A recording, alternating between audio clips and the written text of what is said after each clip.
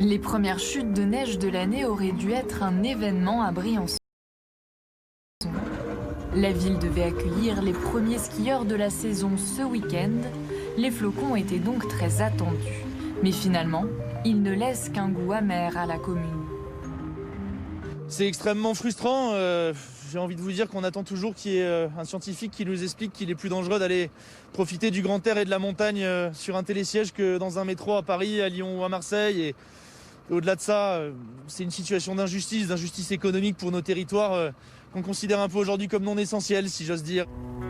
Car pour l'instant, impossible de faire du ski dans les stations. Les remontées mécaniques devront rester fermées, inaccessibles au public. Décision sanitaire du gouvernement.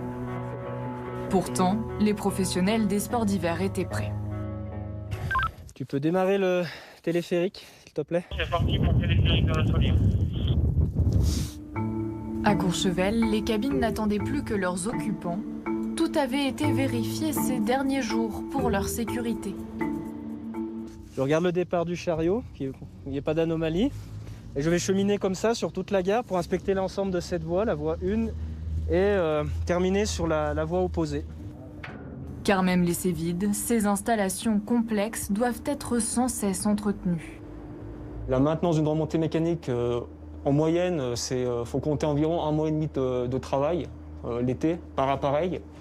Donc oui, c'est beaucoup de temps et ça a un coût assez important sur l'entreprise.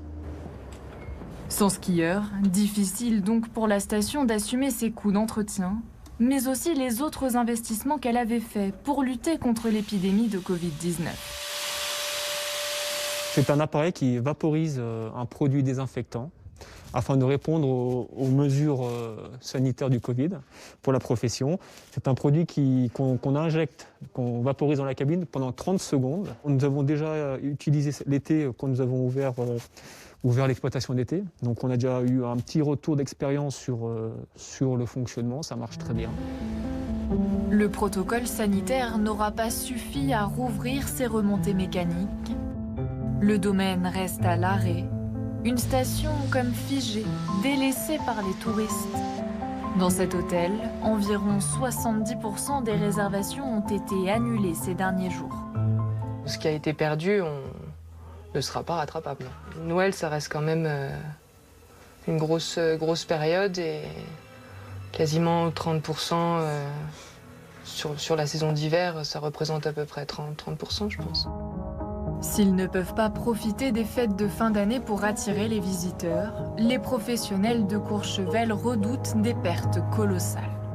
Ça se monte en millions d'euros, on l'estime entre 10 et 20 millions d'euros aujourd'hui. Il faut qu'on affine. Ça va dépendre de la fin de saison qui se préparera ou pas.